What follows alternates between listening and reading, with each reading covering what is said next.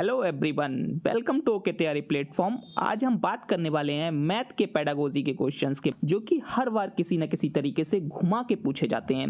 अपने पहले क्वेश्चन की तरफ। पहला क्वेश्चन है हमारा, गणित हल करने की युक्ति में सवाल हल करना किस में शामिल होता है। हमें बताना है कि सवाल जो हल करना होता है किस उपागम में या किस क्रिया में शामिल होता है। ए है अनुमान लगाना, ऑप्शन बी है व्यापक, ऑप्शन सी है हल पर पहुंचने के लिए संकेतों का प्रयोग करना, ऑप्शन डी है हमारा क्रियाकलाप आधारित उपागम। तो जो हमारा इसका राइट आंसर है वो है ऑप्शन नंबर डी, क्रियाकलाप आधारित उपागम है सवाल हल करना। 2 है हमारा, गणित में निदानात्मक परीक्षण का उद्देश्य है। ऑप्शन ए है हमारा सत्रांत परीक्षा के लिए प्रश्न पत्र की योजना बनाना, ऑप्शन बी है हमारा बच्चों की समझ में जो नहीं आता है उन रिक्तियों को जानना, ऑप्शन सी है हमारा अभिभावकों की प्रतिपुष्टि या फिर फीडबैक देना, डी है प्रगति पत्रक को भरना यानी रिपोर्ट कार्ड को भरना।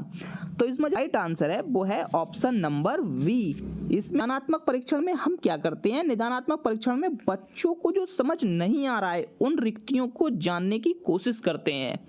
नंबर 3 है हमारा, जब राजन के सामने शाब्दिक समस्याएं आती हैं तो ब्राया प्रश्न पूछता है, मैं जमा करूं या घटाना, मैं गुना करूं या भाग। इस तरह के प्रश्न बताते हैं कि ऑप्शन ए है हमारा राजन जोड़ और गुणा नहीं कर सकता है, ऑप्शन बी है राजन कक्षा में बाधा डालने के लिए अवसर खोजता है, ऑप्शन सी है हमारा राजन को भाषा समझने में कठिनाई होती है, ऑप्शन डी है हमारा राजन संख्या संक्रिया को नहीं समझता है। तो इसका जो हमारा राइट आंसर है वो है ऑप्शन नंबर डी, को जो है संख्या संक्रिया को नहीं समझ पाता है, इसलिए वह ऐसे प्रायः प्रश्न पूछता है कि मैं जमा करूं या घटाऊं, गुना करूं या भाग करूं। वह संक्रिया ही नहीं समझ रहा है कि जोड़ना कहाँ है, घटाना क्या है, तो वह इस तरीके के प्रश्न करता है।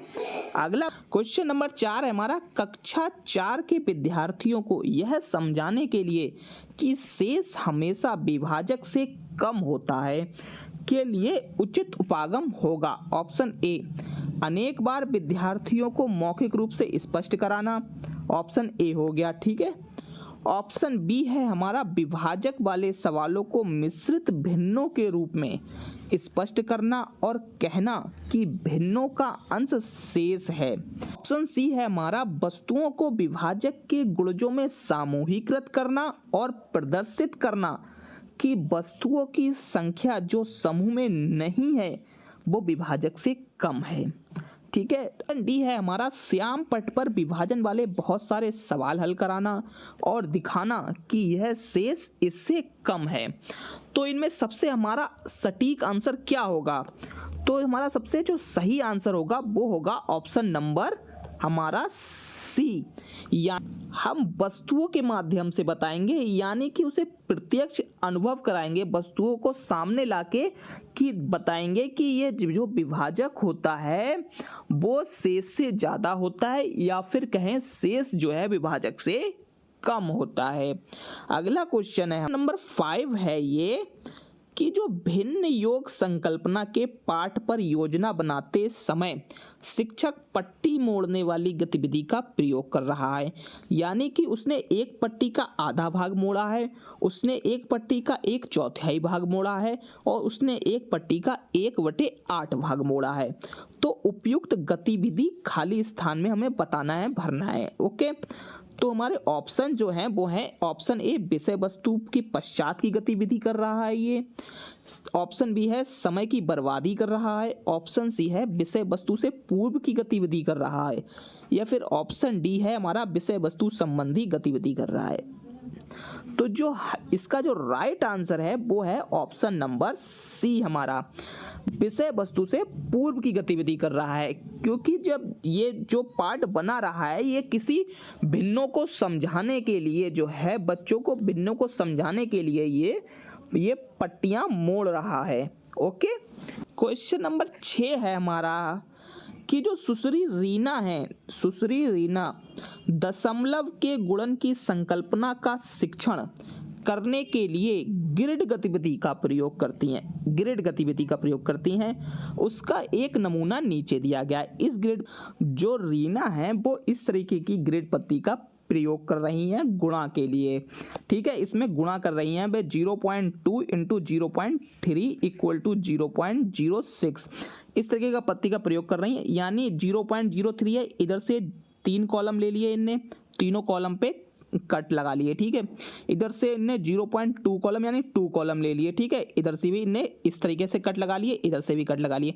अब जो इधर का जो उभयनिष्ठ भाग आया है, इस उभयनिष्ठ को भाग को इनने गिन लिया, 1 2 3 4 5 6, तो ये 6 आंसर इनका आ गया। इस तरीके का ग्रिड पत्ती का ये प्रयोग कर रही हैं। ठीक है, हमारे ऑप्शन बताना है। ऑप्शन है हमारे कि सीखने के परंपरागत उपागम का प्रयोग कर रही हैं। ऑप्शन बी है समस्या समाधान कौशल के विकास पर बल दे रही हैं। ऑप्शन सी है हमारा प्रक्रमणशील ज्ञान पर ज़्यादा बल दे रही हैं और संकल्पनात्मक ज्ञान पर कम। ऑप्शन डी है हमारा संकल्पनात्मक ज्ञान और समस्या समाधान पर ज़्यादा बल दे रही हैं तथा प्रक्रमणशील ज्ञान पर कम। तो जो हमारा इसका राइट आंसर है वो है ऑप्शन नंबर डी। हमारा जो संकल्पनात्मक ज्ञान और समस्या समाधान पर ज़्यादा बल दे रही हैं और प्रक्रमणशील जो ज्ञान है उस पर कम ध्यान दे रही है। तो जो हमारा राइट आंसर होगा वो ऑप्शन नंबर डी हो जाएगा। नंबर 7, क्वेश्चन नंबर 7 है हमारा राष्ट्रीय पाठ्यचर्या 2005 मानती है कि गणित में चिंतन और तर्कना का एक तरीका शामिल होता है। इस दृष्टिकोण को किसके द्वारा प्राप्त किया जा सकता है? ऑप्शन ए है हमारा खोजबीन उपागम का प्रयोग करना, हस्तचालकों का प्रयोग करना और संकल्पनाओं को वास्तविक जीवन में जोड़ना। ऑप्शन बी है हमारा गणित की सभी पाठ्य पुस्तकों का पुनर्लेखन करना। ऑप्शन सी है विद्यार्थियों को बहुत सारे सवाल की वर्कशीट देना। ऑप्शन डी है हमारा विद्यार्थियों को कोचिंग देना। तो इसका जो राइट आंसर है वो होगा हमारा ऑप्शन नंबर ए, खोजबीन उपागम का प्रयोग करना और हस्तचालक का प्रयोग करना, संकल्पना को वास्तविक जीवन में जोड़ना। अगला क्वेश्चन है हमारा क्वेश्चन नंबर 8, कक्षा 2 में अवेकस का प्रयोग करना में खाली स्थान में विद्यार्थी की सहायता नहीं करता है। इसमें कौन सा जो है अवेकस जो है विद्यार्थी की सहायता नहीं करता है? इसमें से ऑप्शन ए है बिना किसी त्रुटि के संख्या। ऑप्शन बी है शब्दों में दी गई संख्याओं के संख्यांक निकालने के लिए। ऑप्शन सी है हमारा गणना में परिशुद्धता प्रदान करने के लिए। ऑप्शन डी है स्थानीय मान की महत्ता को समझाने के लिए। तो जो इसका राइट आंसर है वो है ऑप्शन नंबर बी, शब्दों में दी गई संख्या के संख्यांक निकालने के लिए। अवेकस में जो होता है वो इस तरीके से होता है, उसमें गोलियां पड़ी होती हैं। ठीक है, इससे हम सिर्फ गिन सकते हैं कि संख्याओं को काउंट कर सकते हैं, उनका स्थानीय मान निकाल सकते हैं, गुणा कर सकते हैं, भाग कर सकते हैं और जो है घटा सकते हैं। लेकिन हम इन शब्दों के रूप में व्यक्त की गई है उसको हम संख्यांक तरीके से नहीं लिख सकते हैं। ठीक है, तो हमारा ऑप्शन बी इसका राइट आंसर हो जाएगा। अगला क्वेश्चन है हमारा क्वेश्चन नंबर 9, पैटर्न की पहचान करना और उन्हें पूरा करना प्राथमिक स्तर पर गणित की पाठ्यचर्या का एक अनिवार्य हिस्सा है, क्योंकि ऑप्शन ए है हमारा विद्यार्थियों को प्रतियोगी परीक्षाओं के लिए तैयार करता है। ऑप्शन बी है हमारा सुडोकू पहेली को हल करने में विद्यार्थी की सहायता करता है। ऑप्शन सी है हमारा यह विद्यार्थियों में सृजनात्मकता को बढ़ावा देता है और संख्याओं और संक्रियाओं की विशेषताओं को समझने में उनकी सहायता करता है। ऑप्शन डी है हमारा विद्यार्थियों में सृजनात्मकता और कलात्मक गुणों को विकसित करता है। तो जो इसका राइट आंसर है वो है ऑप्शन नंबर सी, यह विद्यार्थियों में सृजनात्मकता को बढ़ावा देता है और संख्याओं संक्रियाओं की विशेषताओं को समझने में उनकी सहायता करता है। गणित पर 10 है हमारा योग और व्यकलन पर आधारित शब्दों में दिए गए सवालों को हल करने की विद्यार्थी की दक्षता का आकलन करने के लिए आकलन के शीर्षक हो सकते हैं कौन कौन से? सवाल का बोधन और सही जवाब लिखना। ऑप्शन बी सवाल की पहचान, सही संक्रिया निष्पादित करना। ऑप्शन सी गलत, आंशिक रूप से सही, पूर्णतः सही। गलत या फिर आंशिक रूप से सही या फिर पूर्णतः सही।